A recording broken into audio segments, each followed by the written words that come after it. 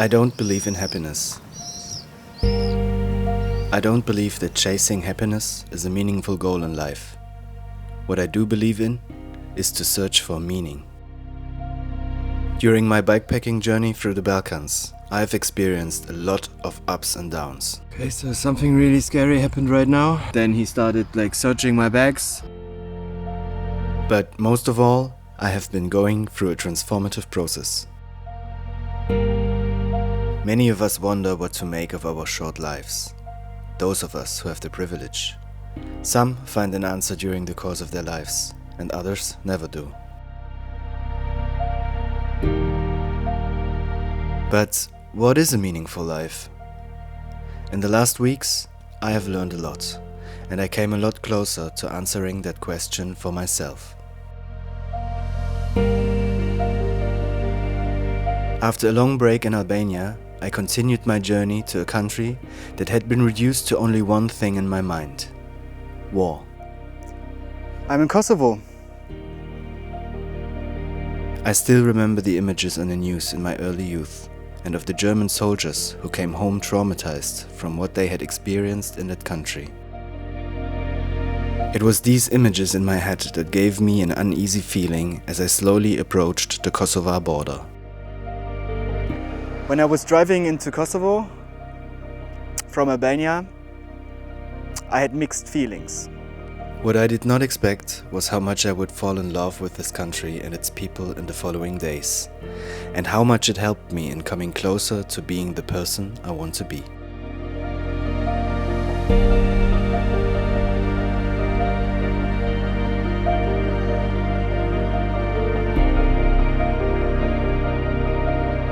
I was amazed at how hospitable the people are.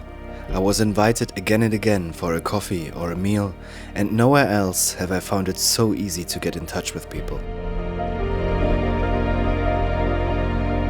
As soon as I entered the country, all these mixed feelings completely went away within moments. I felt so welcome in Kosovo that it was easy for me to overcome my social anxiety. It was as if I was a different person. I even approached people and dared to ask whether I might film them. For me, that was a huge breakthrough. So Kosovo in my head was always a conflict region, and it was a conflict region, but when you hear things like that in the news, an image in your head starts to form in which you see a country which is completely broken, and you see a country that is destroyed, and this is absolutely not the case what I'm experiencing here. Of course, the country is still scarred by the war, which is evident not least from the many monuments. Memorials of the UÇK can be found everywhere around Kosovo, usually at spots where battles have taken place. The fallen soldiers of the UÇK are celebrated as heroes here in Kosovo, whereas in Serbia, the UÇK is considered a terrorist organization. But people live their lives here. They live in the moment, more than I know from my home country. I've never experienced so friendly people. I've never experienced this extent of hospitality. I'm honest. I always dreamed of traveling the world and documenting it in one way or another. But I was holding myself back because I thought I could never do this. I could never approach people easily. This whole experience is changing that for me. Today I started asking people if I can film them. And I would have never thought that I would be able to do this. This is a big thing happening right now because it opens up so much more to this whole thing that I'm doing right here. What was that? A bird. Using the camera, it's like a tool to overcome all this, to overcome the fear to be rejected, the fear that something catastrophic might happen if I ask people or if I try to get in touch with people, because now I have kind of a reason.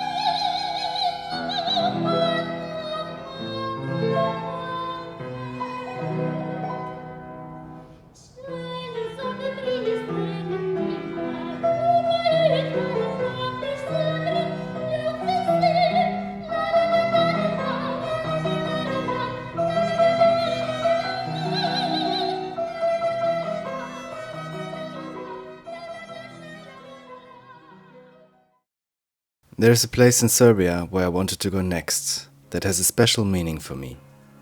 But since it is currently not possible to cross the border from Kosovo to Serbia, I made a detour via Macedonia.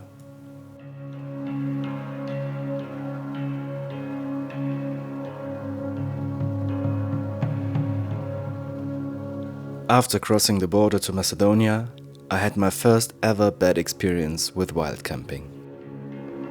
Okay, so something really scary happened right now.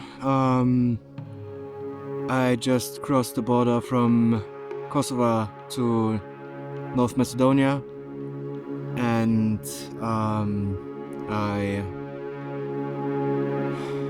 I was pretty exhausted, so I was just looking for a place to pitch my tent right after the border.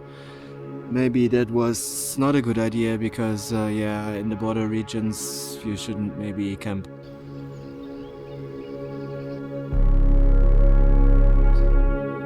Now I was sitting here and just like enjoying the sunset. I already pitched my tent here when suddenly a car drove up to me with a guy who was really nervous in camouflage, but his car didn't look like an official car. And he was like saying, I have to get down, I have to get down. Like I wanted to stand up and say hello and be friendly, and he said, sit down, and he wanted to see my passport. Then he started like searching my bags. He told me to open my tent, and he was looking in the tent, and then he was making photos of everything, of me, of my passport. He was calling somebody, and he was like really nervous. He said no problem, but he was still kind of really nervous and looking, and I kind of freaked out, and then he said it's no problem. Then there was another guy coming. Both of them were talking to me. Nobody really spoke English. And then after a while they told me that they are, because there's a big construction site here, they told me that they are the security for the construction site and I can stay, it's no problem. The police is no problem, whatever. And they seem to be like driving around the construction site, so it seems legit, but they looked a little bit suspicious. I have no idea. So now they know I'm here. They know who I am. They took pictures of my passport. So there's two options now. Either what they told me is true and they are really the security guys and I can stay here, or I don't know, they wait until I sleep and they rip me off. I have no idea. And right now I'm not sure, but now it's getting really late.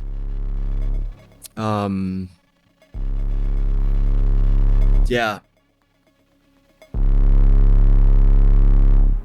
I survived the night and moved on to the capital of Northern Macedonia.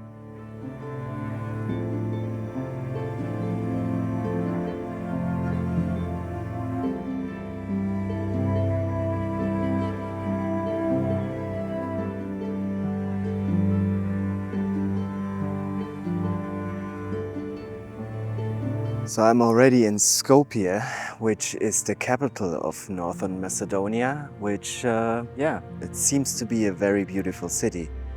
However, right now I don't really feel like staying in a big city. I had a lot of rest in the last 2 weeks in Albania and Kosovo, and I feel like going on.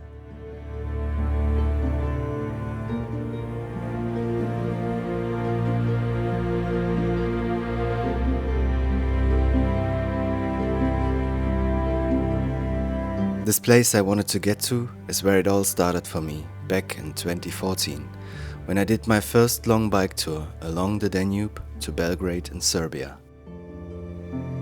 So I headed north from Skopje into Serbia in order to finish something. The landscape here is really, really beautiful. Everything is green. There's a little river over there. I've got some dogs that guarded me this night. It's a really peaceful place.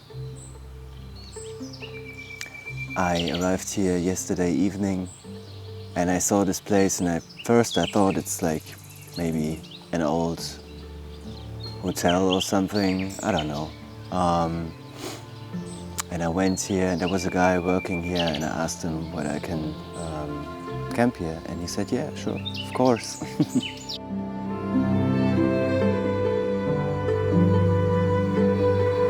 I will be heading to Serbia now, and I'm really excited to get there again. It's been several years that I've last been in Serbia, and I'm going there for a special reason, because I have to finish something that I wasn't able to finish in the past. It was that first long bike journey along the Danube almost 10 years ago that never let go of me since. It was like a revelation. I realized that you can travel thousands of kilometers by bike, that you can explore the whole world with such a simple and beautiful means of transport. I still remember my last day in Belgrade. I looked downstream and wondered where this majestic river might take me. I made a promise to myself that day that I would come back someday to find out.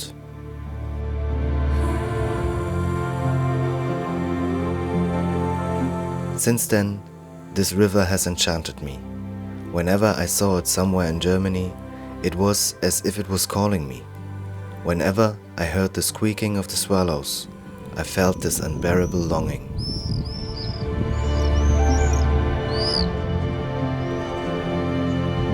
For a long time, I didn't have the courage to follow this call and leave everything behind. The shackles of everyday life and depression had me firmly in their grip, and it was to take almost 10 years until I could come back and fulfill my promise. But to get there, I had to climb another big range of mountains yet again.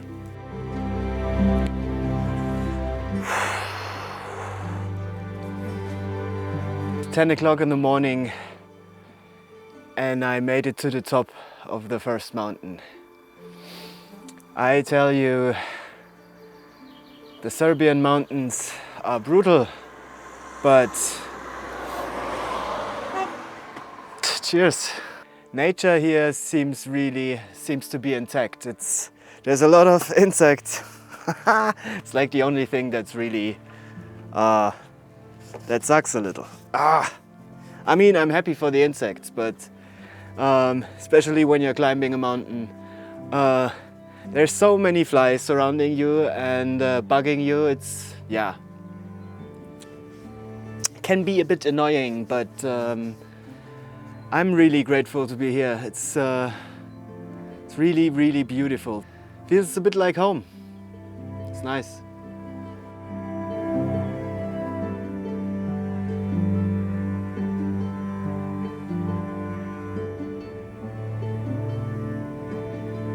After every high, there must be a low.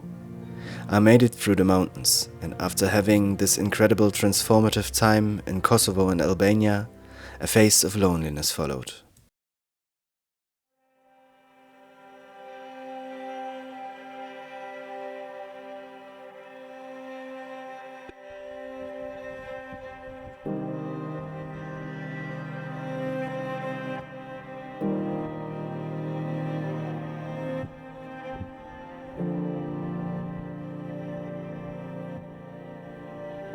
I don't know what's wrong.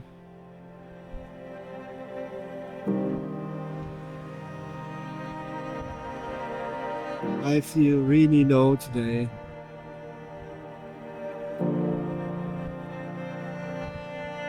It's a great day. Not only on the outside, but also on the inside.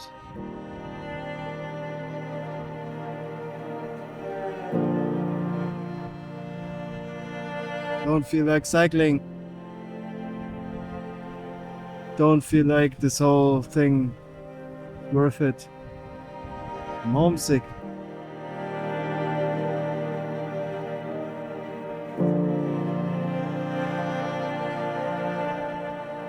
I try to embrace it, but it's hard right now. It's pretty difficult. The weather got better, but my mood is still kind of shaky. I'm sure this will pass, it's part of it, but yeah, pretty weird. After a while, I decided to push through, to ignore my slow travel principles and just keep pushing forward to better times. And, as if out of nowhere, I received some comforting company.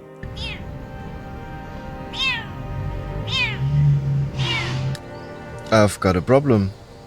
I fell in love.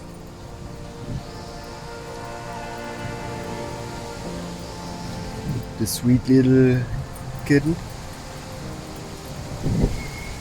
spent the night in my tent. I thought it's a strange bird or something, because there was these strange noises from out of the bush, but it was her complaining the whole time.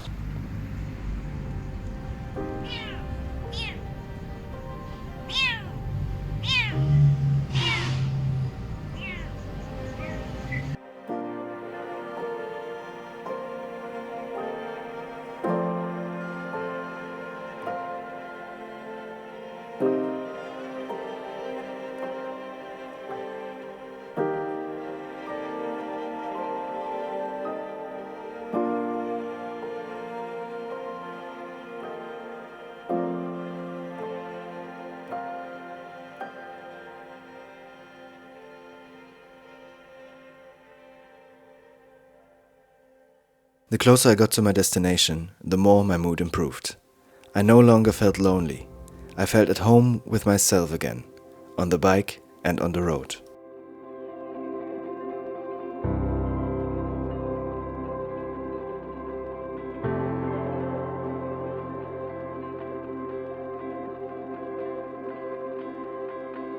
I have always felt obliged to serve some higher purpose, without knowing exactly what I wanted.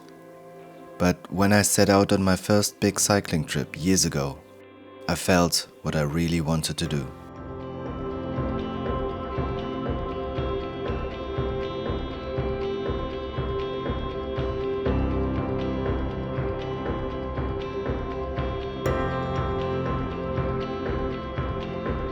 And now I've came back again to the place where it all started, and I can finally continue my journey along this beautiful river.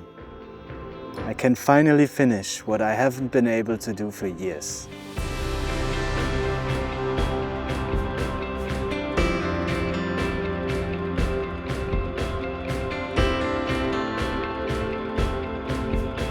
I've always had doubts, you know. Is this really a meaningful goal in life? To just cycle around? Isn't that selfish? Aren't there much more important things in life that I could be doing? Well, after the last few days, I came to realize that I found meaning in what I'm doing. And that's frankly because of you. I don't believe in happiness. Happiness is an ephemeral state. What I do believe in is the search for meaning. But what's a meaningful life?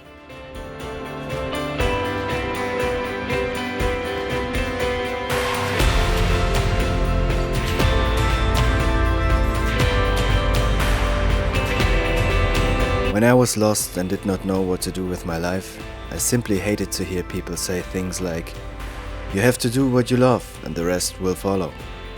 For me, these were just empty phrases. But you, my audience, You have convinced me that it is indeed true. By watching my videos, by giving me this incredible feedback, I'm infinitely grateful for that. So I guess I'll keep doing this for a while and see where it takes me. Do not let your own doubts or the doubts of others stop you, and try to find a way to do what is personally meaningful to you. And I guess the rest will follow.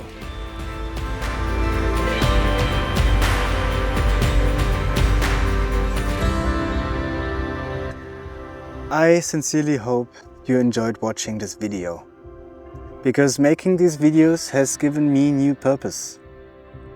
I would have never dreamed that I would be able to inspire or motivate others, or even help some of you to achieve your own goals and overcome your fear and to fulfill your dreams. All that gives me an incredible amount of courage and really motivates me to go on. If you would like to support me to continue to do this stuff, as usual, you find the link in the description. Thank you very much for watching, and see you next time.